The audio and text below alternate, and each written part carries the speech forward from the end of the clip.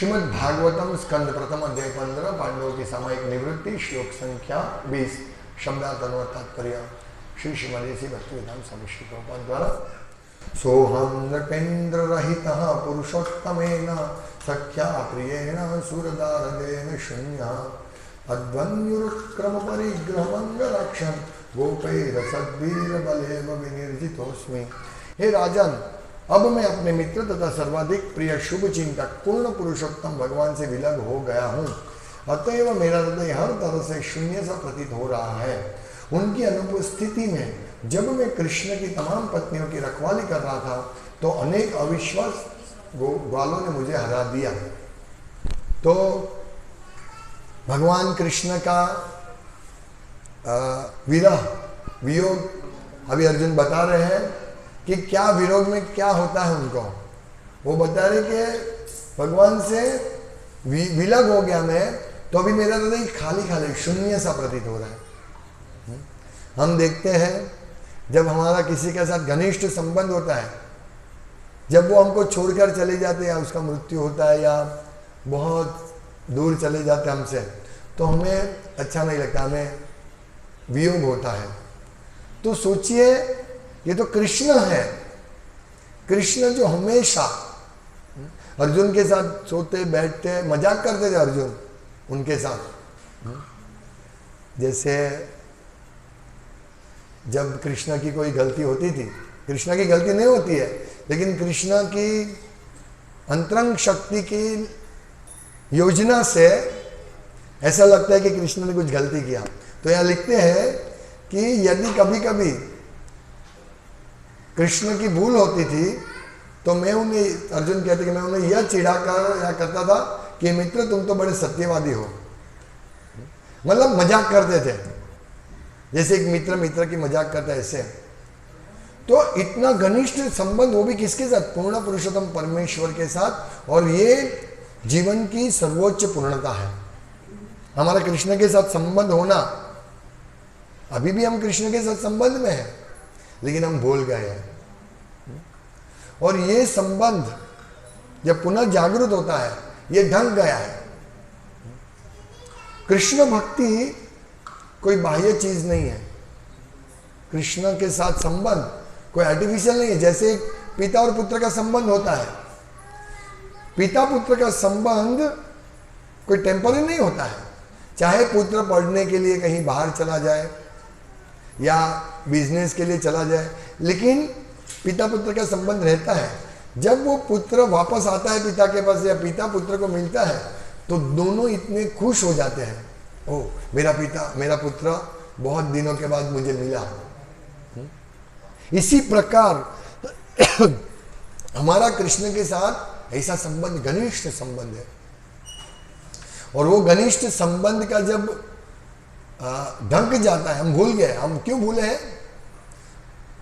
अनादिर बहिर्मुख, हम कृष्ण से अनादि काल से बहिर्मुख हो गया। हमने मुंह फेर लिया कृष्ण के साथ, मुंह फेर लिया, इसीलिए हम कृष्ण को भूल गए। बाकी कृष्ण हमारे सर्वाधिक प्रिय है। इसीलिए यहां कृष्ण, अर्जुन शुद्ध भक्त है और अर्जुन का संबंध पूर्ण रूप से 100% कृष्ण से प्रस्थापित हो चुका था। इसीलिए जब कृष्ण उनको, वो द्वारका गए कृष्ण का संदेश लेने के लिए, जब उनको मालूम पड़ा कि कृष्ण तो चले गए, तो उनको पूरा हृदय शून्य हो गया। अब सोचिए, ये हम अपने कोई स्वजन के साथ इसकी कंपैरिजन करें, लेकिन वो हम 3-4 दिन में भूल जाएंगे। लेकिन कृष्ण के साथ संबंध जो है वो हम नहीं भूल सकते। इसीलिए हमें शून्य सा प्रतीत हो रहा है। ये द्वारका से वापस आने के बाद, कितने दिन के बाद वो वापस आए, तब ये शून्य सा प्रतीत हो रहा है उनको। एक ये पॉइंट है। दूसरा पॉइंट ये है, महत्वपूर्ण पॉइंट, कि कृष्ण के साथ अर्जुन रहे थे तो पूर्ण रूप से उनकी शक्तियां थी, और वो शक्ति की वजह से अर्जुन सबको पराजित कर सके, इस पूरा कुरुक्षेत्र का युद्ध जीत सके, कौरवों के सामने वो लड़ाई कर सके। वही गांडीव धनुष्य था। और जब कृष्ण चले गए थे तो वो कृष्ण की रानी को द्वारका लेके आ रहे थे, क्योंकि कृष्ण नहीं थे, तो इसीलिए वो पूरा उनको द्वारका लेके आ रहे थे अर्जुन। और अर्जुन कितना शक्तिशाली था। लेकिन यहां देखते हैं कि अर्जुन कहते हैं कि उनकी अनुपस्थिति में, कृष्ण की अनुपस्थिति में, जब कृष्ण की तमाम पत्नियों को की रखवाली कर रहा था तो अविश्वास ग्वालों ने मुझे हरा दिया। मतलब अर्जुन ने महारथी को पराजित कर दिया। इससे पहले बोले ने भीष्म, जयद्रथ, द्रोण, कर्ण, सबको पराजित कर दिया। तो मैं ग्वाला से कैसे हार गया? क्योंकि कृष्ण उपस्थित नहीं थे। लेकिन आचार्य प्रभुपाद लिखते हैं कि विश्वनाथ चक्रवर्ती ठाकुर कहते कि कृष्ण की पत्नी को कोई स्पर्श नहीं कर सकता। ये कैसे हो सका? क्योंकि कृष्ण की पत्नी को स्पर्श करते तो तुरंत ही वो अदृश्य हो जाती, वो शुद्ध होती है। कृष्ण की पत्नी कोई स्पर्श नहीं कर सकते। तो ऐसा कैसे हो? तो श्री विश्वनाथ चक्रवर्ती ठाकुर बताते हैं कि ये जो भी पत्नी थी कृष्ण की, वो स्वर्ग की कन्याएं थी, देवताओं की पुत्री थी। और उन्होंने अष्टावक्र मुनि को प्रसन्न किया था उनकी सेवा करके। अष्टावक्र मुनि बहुत पावरफुल मुनि है, लेकिन उसके 8 अंग टेढ़े हैं। तो उनको प्रसन्न किया तो उन्होंने वरदान दिया कि तुम्हें परमेश्वर पति के रूप में मिलेंगे। देखिए कितना बड़ा वरदान प्राप्त हुआ उनको। लेकिन अष्टावक्र मुनि ऐसे चलते थे टेढ़े मेढ़े, क्योंकि उनके 8 अंग टेढ़े थे, तो उनको हंसी आ गई। तो अष्टावक्र मुनि तुरंत शाप दे दिया कि तुम भगवान की पत्नी होगे, फिर भी तुमको कोई दुष्टों द्वारा तुम्हारा अपहरण हो जाएगा। देखिए, तो यहां हमें संभालना है कि भक्तों के साथ जो उन्नत भक्त है, जो ऋषि है, उनकी अवहेलना नहीं करनी चाहिए। क्योंकि यहां अष्टावक्र मुनि ने शाप दिया, अरे वरदान दिया, उसके साथ शाप भी दिया।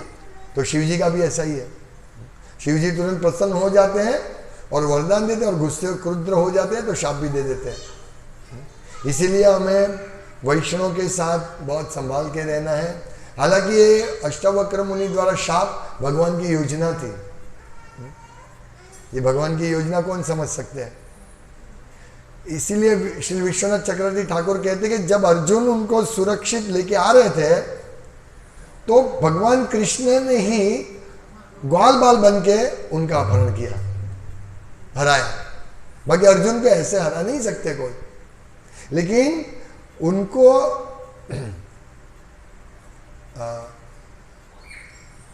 भगवान कृष्ण के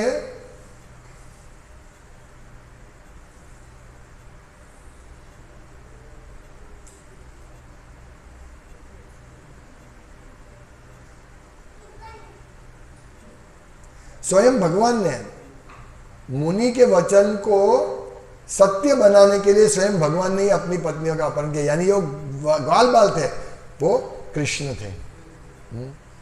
तो ऐसा कृष्ण ने क्यों किया?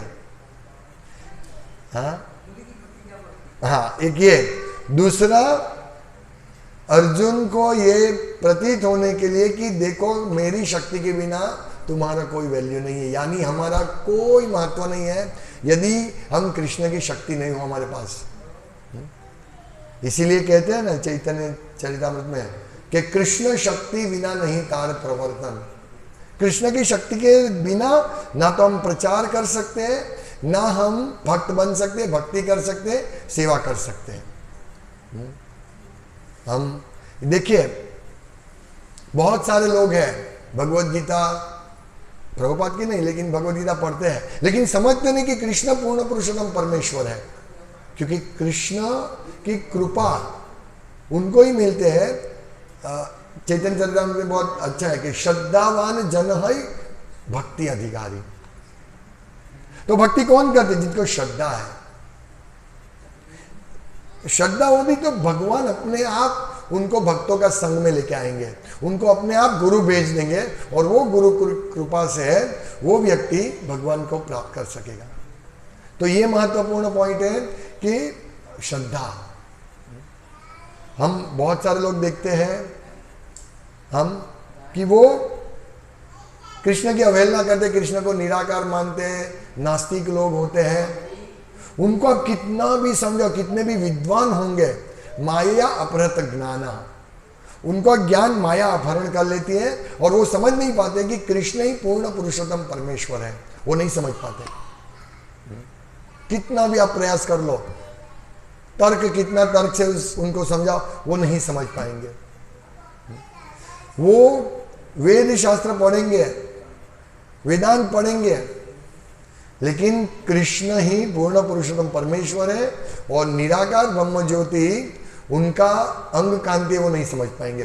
वो अंत में यही बोलेंगे कि कृष्ण शरीर लेके आते हैं और परम सत्य तो निराकार ब्रह्म है।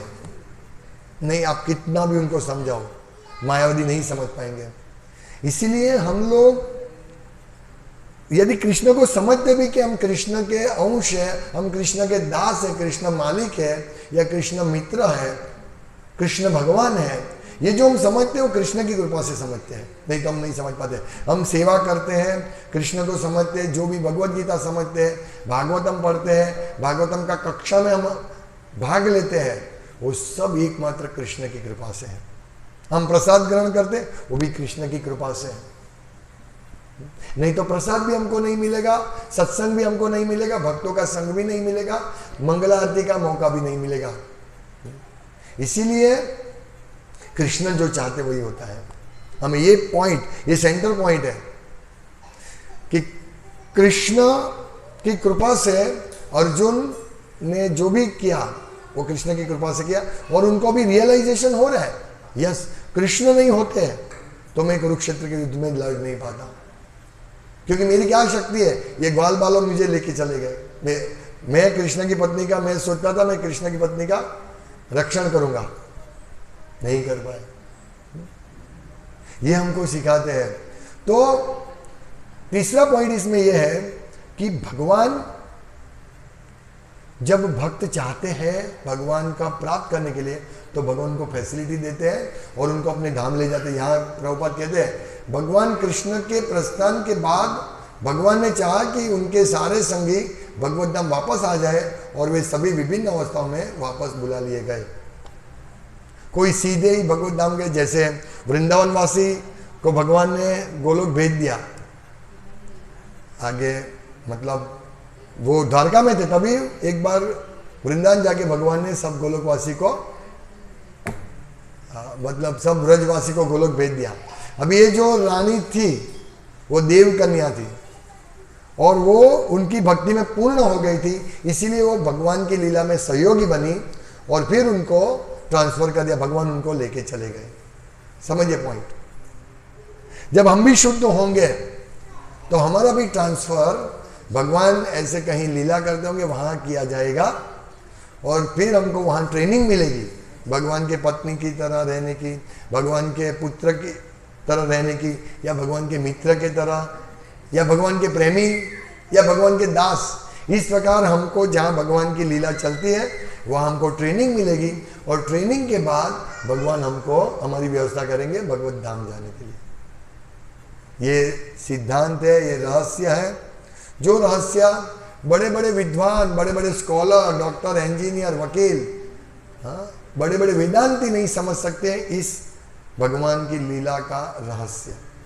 लेकिन एक सिंपल भक्त, चाहे वो बहुत ज्ञानी नहीं हो, ज्ञानी मतलब वेद का ज्ञान नहीं हो उसको, या उपासना कर्मकांड ज्ञान उसका ज्ञान नहीं हो, लेकिन वो कृष्ण भक्त है। और कृष्ण भक्त यानी क्या, कृष्ण का सेवक, भक्तिमय सेवा।